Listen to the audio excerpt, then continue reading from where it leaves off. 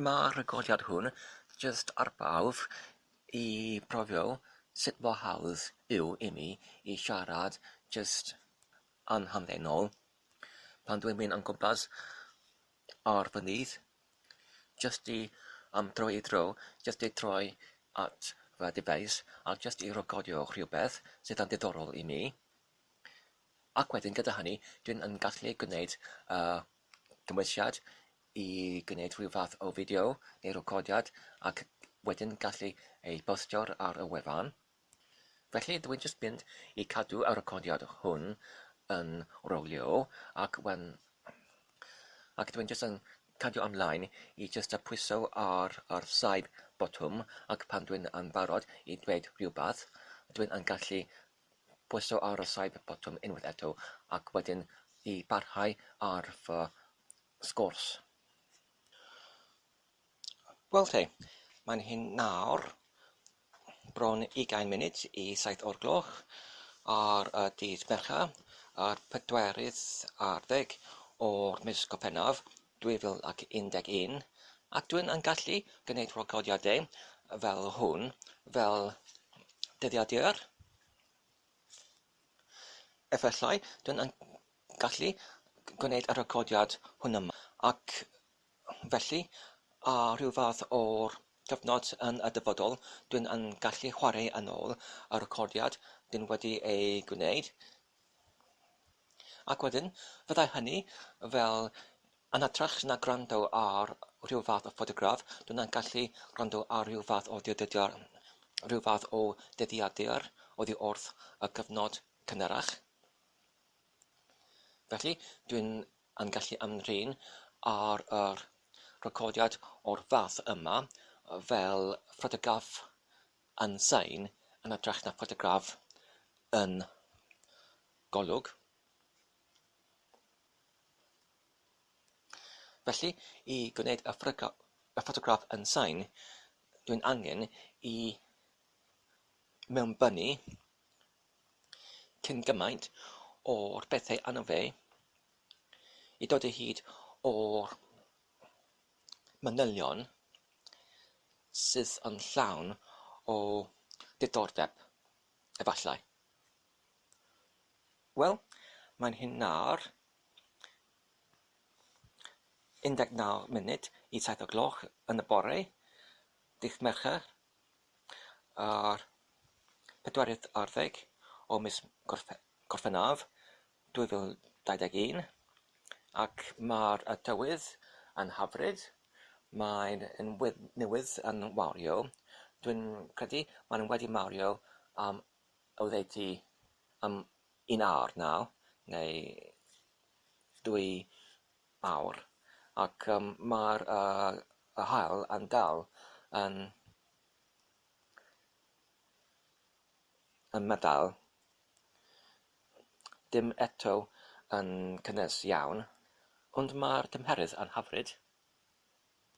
Ond does dim y golau yn eto yn hollol disglair. Mae'r haul gwan yn eto yn codi.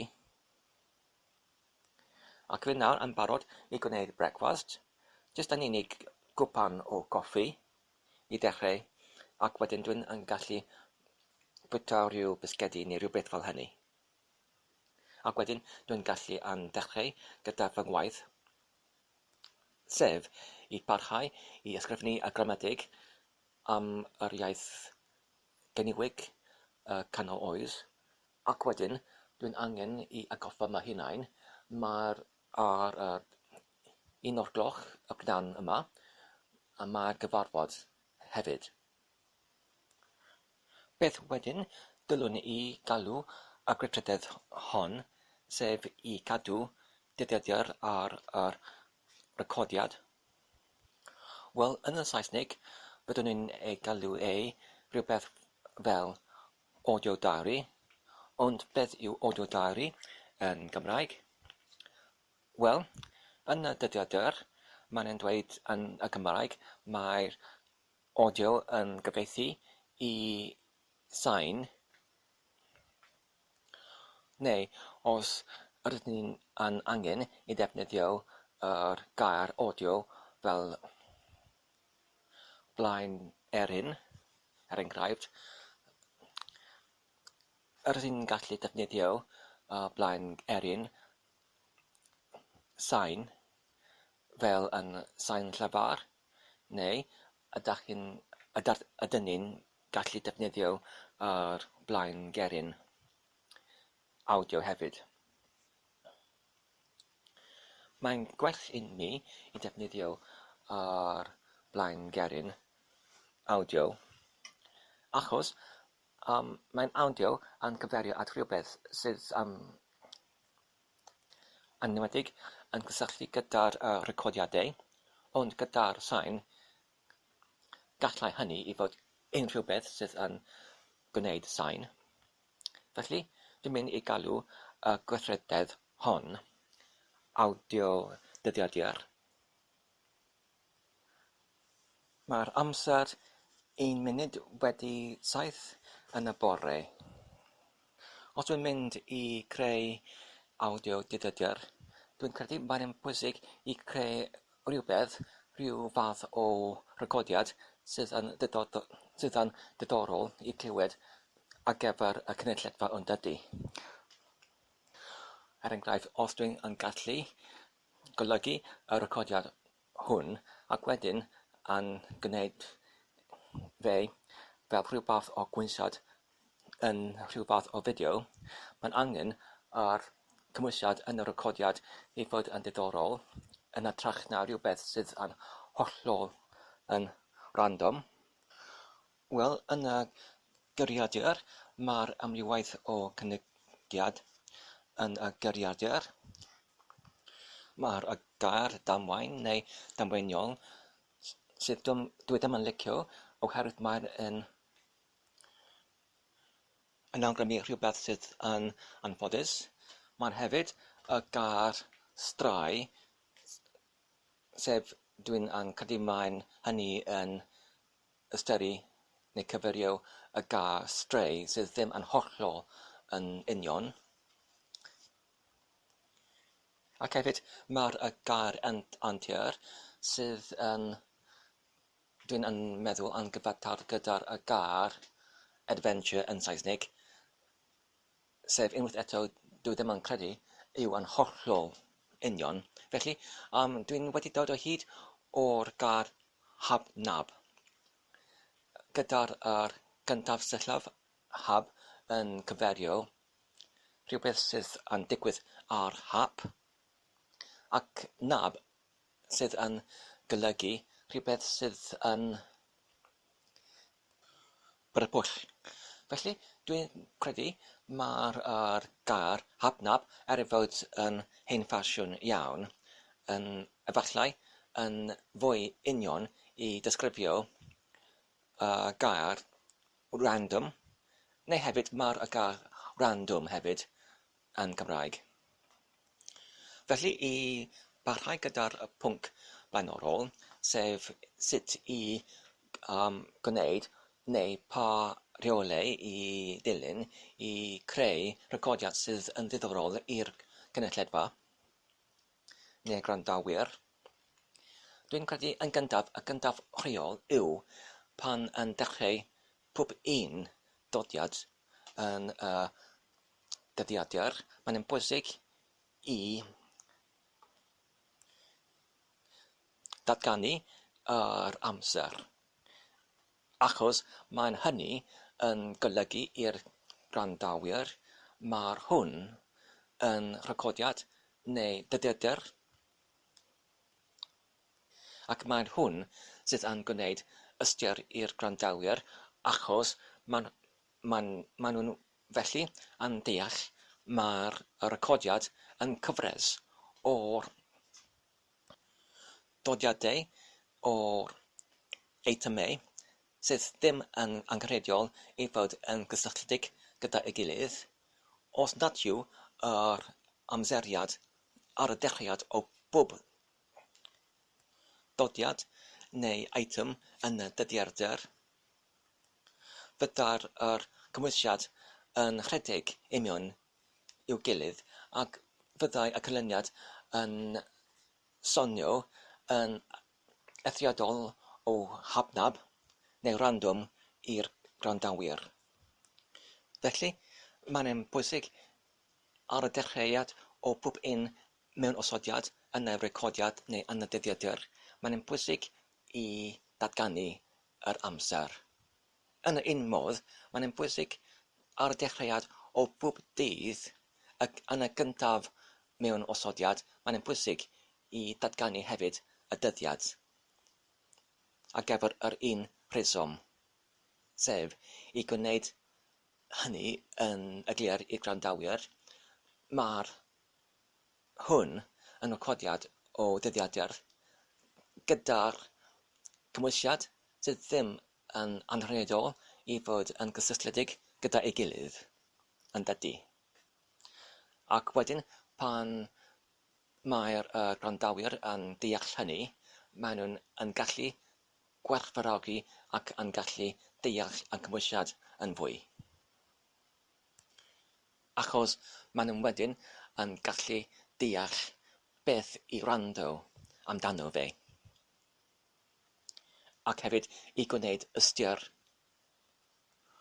oddi wrth y cymwysiadau sydd gallu yn sonio yn hapgar, yn hapnab, neu hapgarwch. Ai ydy hapgarwch gair yn ychydig yn fwy union ar gyfer gair yn Saesnig random? Dwi ddim yn gwybod. Mae'n hi'n 40 munud wedi 7 yn y bore. Jyst i ychwaneg i'r mewnosod olaf. Dwi'n yn gallu cynnig gair arall ar gyfer gair random, sef y gair arhab. Felly os dwi'n yn gallu dweud, os dwi'n yn eisiau ei dweud rhywbeth fel mae'n hynny yn digwydd yn random, dwi'n yn gallu dweud yn ei le, mae'n hynny yn digwydd arhab i cyfeirio at yr ystyriad o random.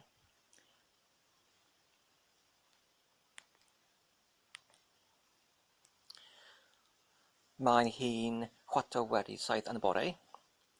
Felly, dwi'n angen i gofyn y cwestiwn, beth dwi'n eisiau i mewnosod yn yr awdioddyddiadur yma? Pa fath o gwybodaeth dwi'n yn diddori i gwrandaw arno fe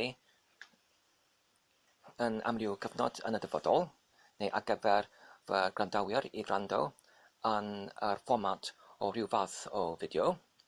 Wel, yn gyntaf, dwi'n yn gallu ymdrin ar dyddiadur hon fel dyddiadur o dysgu gerfa. Dwi'n yn gallu mewnosod bob fath o'r geiriau, ac pan dwi'n yn dod o hyd o rhyw gair, dwi'n yn mewnosod y gair gyda ei ystyr yn yr dyddiadur yma. Dwi'n yn gallu defnyddio yr dyddiadur hwn fel dyddiadur bwyta i recordio pa fath o bwyd dwi'n yn hoffi bwyta, ac pan dwi'n yn trio rhyw fwyd newydd, os dwi'n yn licio fe, neu os dwi'n yn teimlo yn hyfryd wedi ei bwyta, dwi'n yn gallu recordio hynny hefyd yn y dyddiadur yma. Mae'n hi'n 7:20 wedi 7 yn y bore. Jyst i barhau gyda'r traddodiad o'r beth yw y gair ar gyfer random, dwi'n nawr yn meddwl mae'r gair arhab dim yn hollol yn union, achos mae hynny yn golygu rhywbeth sydd yn digwydd yn lwcus yn dydy. Achos pan mae rhywbeth yn digwydd ar hap, mae hynny rhywbeth sydd yn digwydd yn lwcus neu yn ffodus. Os dwi'n eisiau i dweud rhywbeth sydd yn random, dwi'n nawr yn credu mae'r gair siawnsedig yn ychydig yn fwy union oddi wrth yr enw siawns gyda'r y dyfyniad iedig, felly siawnsedig. Ac felly, oddi wrth hynny, ydyn ni yn gallu dweud rhywbeth fel mae'r hynny yn siawnsgarwch neu yn siawnsgar hefyd.